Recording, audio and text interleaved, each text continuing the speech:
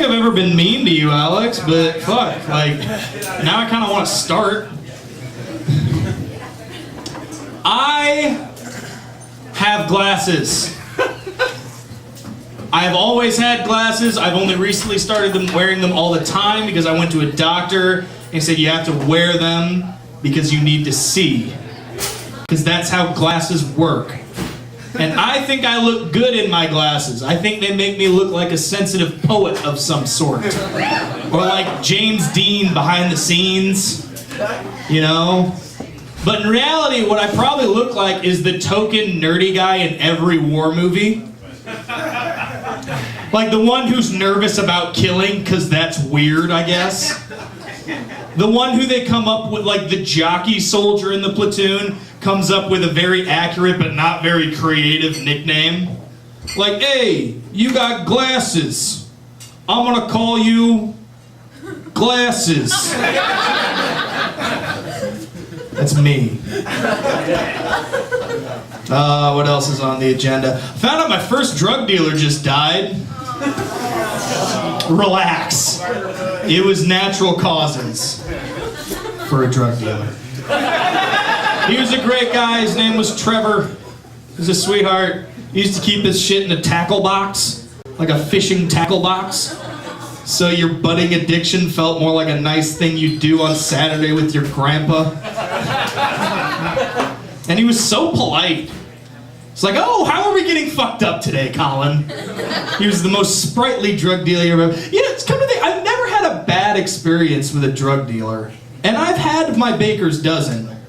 And then some. I encountered two German cousins. This is absolutely true who sold weed. That two German cousins named Dieter and Dirk.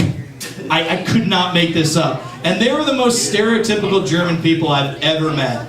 But I didn't know them the first time. They came over to my buddy's house, we were hanging out, and they were hanging out and smoking, and it was a good time. And then I decided, it was just the three of us at one point. My buddy went into his room for whatever reason. It was just the three of us, and it got silent, and I'm like, I want to feel safe around these guys, so I'm going to tell a joke.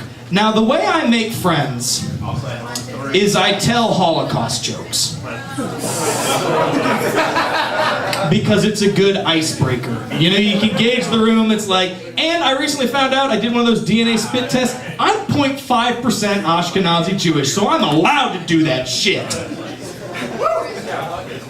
I'm not. But anyways, I told this joke, and it's a apocryphal joke. I didn't write it. I should come out with that now. It's a joke used by many people that just goes along the lines of, oh yeah, my grandfather survived the Holocaust. He fell out of a bell tower. Boom, psh. And, a bell tower, I fucked that up. A guard tower, I meant. My grandfather survived the Holocaust. He fell out of a guard tower. That's the joke. And then they did laugh. Because in Germany, it's illegal to make jokes about the Holocaust or deny it, that it happened. It's super bad. But then, it was dead silent for a second, and then Dirk just goes, what battalion was your grandfather in?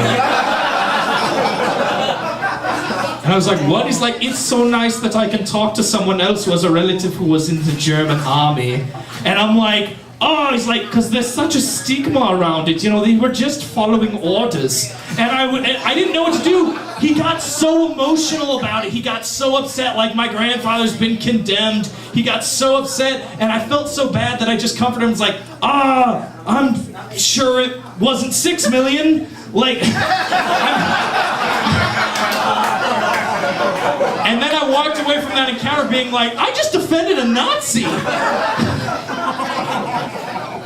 All right, I want to talk about there's one sentence that I think everybody can truthfully say, most people can truthfully say, which is, I love my grandma, and I love mine. My grandmother, Claire Mattox, is the coolest person I've ever met, and I've met Pat Benatar.